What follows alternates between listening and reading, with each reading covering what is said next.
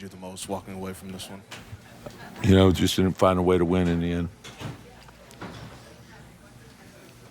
Coach, you guys are down 0-2. You've played well on the road in the playoffs. What do you tell your guys going into Game 3 after losing 2 games at home? Same thing. Just get ready for the next one. You got to be ready for the next challenge. We got to study the film, make our corrections, get ready to play again. What would you say was the biggest deciding factors in tonight's game? And again, it comes down to a couple things. Going into the fourth quarter, it's a tie ball game, and you just got to make better plays, more winning plays. Tom, as you know, Cat sat most of the fourth quarter tonight. You went with Mitchell for most of that. What went into that decision? Just we got in a hole, and then the group that was in there gave us a chance, so we just right in that. We're just searching for a way to win. Tom, on the second last possession, you had a chance to, if you shot it earlier in the shot clock, get the 2 for 1 in terms of possessions. What's your philosophy with that? Just looking for the best look before the defense can get set. So that's what we're trying to do. Coach, 14.1 seconds to go. You have a timeout left. Jalen brings it up the court quick. What were you looking for on that possession? Yeah, open floor. I thought he got the space. I'm going to trust him in that situation versus dead ball where you can lock into and deny him the ball. I felt like we can get him the ball into space in that scenario. Tom, what do you see in the first quarters? 19-9 tonight, and the slow starts have been a thing. Is there a way you guys can kind of nip that? Yeah, we just got to keep looking at it. Got to do better. Tom, Siakam, 39 points, obviously. Was it his ability in transition, or how did he hurt you guys tonight? Compilation, everything, transition, half court, space. We got to do a better job on it. Given where you guys are down 2-0, and we talk about the slow starts, are you at the point where you almost have to strongly consider making a change here? We always look at everything. Tom, what can Cat do to just get a little more comfortable when he has to defend in space far from the rim? Just keep working at it. Tom, I'm curious. There was that unbelievable play that Mitch made on the block, and then it looked like maybe he came down on his ankle. The immediate play after that was a play out to the corner that it didn't really look like he could contest just because of his ankle. Did he lose a little bit of steam at all after he kind of looked like he rolled it? I don't think so. Tom, they played 11 guys tonight, and obviously down the stretch they were able to pull away a little bit. Is fatigue a factor late in these games here? Well, we had a chance to tie the ball game, so it's a hard-fought game. Both games came down to the last play, so, it's whatever you think it is. Tough was it watching that fourth quarter for most of it? I mean, it's tough to lose anyway, so just got to regroup and get ready for the next one. What are you seeing at the beginning of these games that are contributing to the slow starts? I mean, it came out 19-9 today, and it's been a few times where you guys kind of let other teams build the lead before you guys decide to fight back. What are you seeing? We're just putting ourselves in a deficit. Told you we can't keep doing that. It's not every time we're gonna be able to fight back and find ourselves with a win. So, just gotta execute, be more disciplined. What's not happening defensively that's allowing teams to get out to the quick starts? What are you seeing?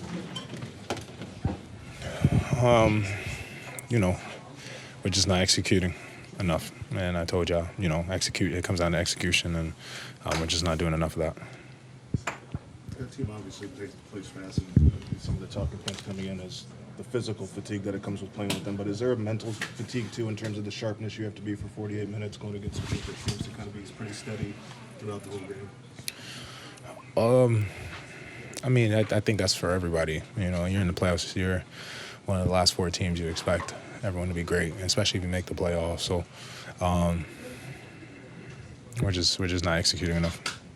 What's the mindset when you're down 0-2, and obviously history says 93% of teams that are up 2-0? What I told y'all about that with the word history. I'm not here to repeat it. We're here to make it. So if I've learned anything, especially last year, as quick as you win 2 games is as quick as you can lose 2 games. So, just bank on my experience, and we just got to execute at a higher level. They're jumping on you early in the fourth with that double big lineup. It seems like there would be the spacing that they're able to get to when they bring you guys down low is maybe giving you a little bit of a hard time. Are you seeing a different kind of look when they're spacing their bigs down low? I got to watch the tape so I can have a good answer for that. But as of right now, when I watch the tape, I have a better idea. You think you and Mitch together give you guys a good shot at slowing them down and combating what it is that they do out there? We just got to do whatever it takes to win. Simple.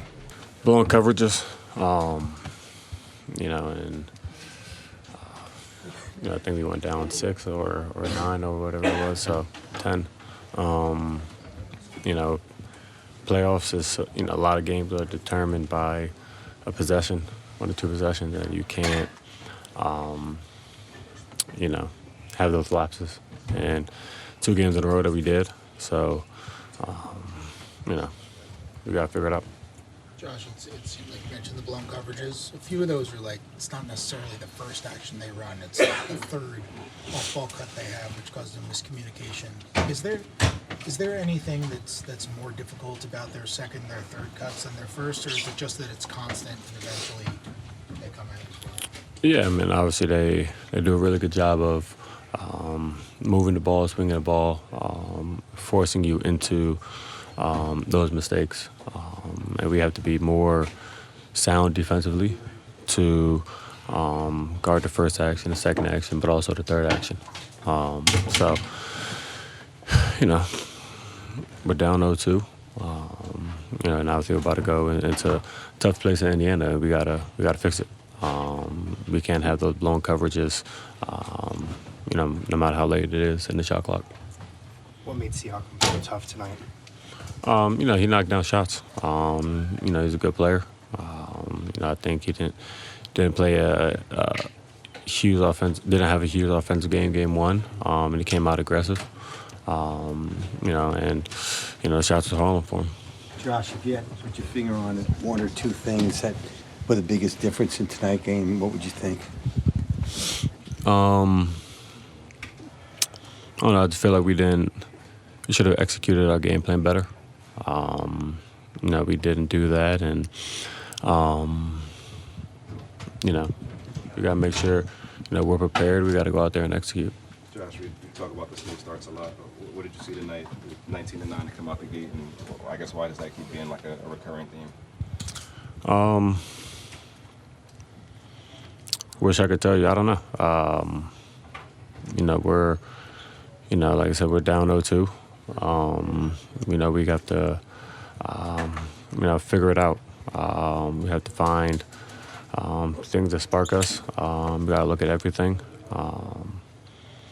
It's always, it's tough when you keep putting yourself into a hole. So we got to figure that out and,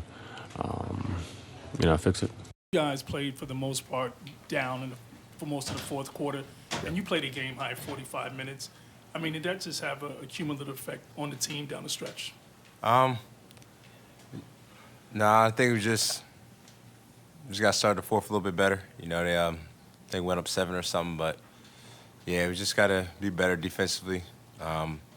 Just talk to each other and offensively, just know what we're getting into, try to make the right read. Mikal, in that fourth quarter, they started running with McConnell in there, a lot of high pick and rolls and back slips to Turner and others down there. What was not working for you guys defensively in that stretch of the fourth quarter? I know one time I done fouled the coverage, so I messed us up one time, and then I just think, we just, didn't help each other after a couple more times, but great team. They found the right plays. You just gotta, follow game plan and help each other. Mikal, sorry, I apologize if you've already been asked this, but I believe the starting group has been a minus 81 this postseason. Just from your vantage point, what's been the biggest issue with starting halves, starting games with the first 5? I'm not sure, man.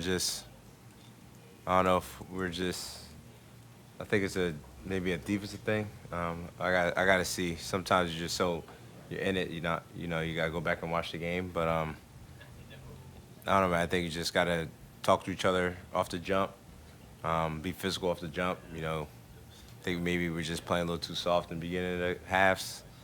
Yeah, I'm not sure. Mikhail, you were up, 2-0 in the last series against Boston. Now you're down 2-0. Just flipping that and just taking that mentality.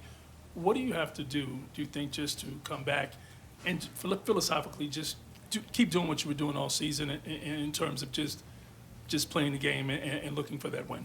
Yeah, just taking one game at a time. I know it's 2-0, but still a long series. We was 1-1 first series, 2-0, up 2-0 last series, now down 0-2. Just got to find different ways, to advance. So, but we just got to be better defensively as a team, and offensively, make the right play. And because sometimes if we don't, they get out in transition, and we got to get back in transition as well. Mikhail, both games basically came down to the end. I mean, they were very different how they came down to the end.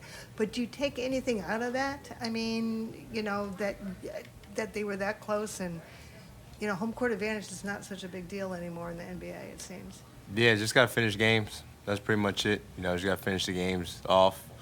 Like I said, hell of a team, really well coached, and they're not going to stop. And they play well at the end as well. So just got to find a way.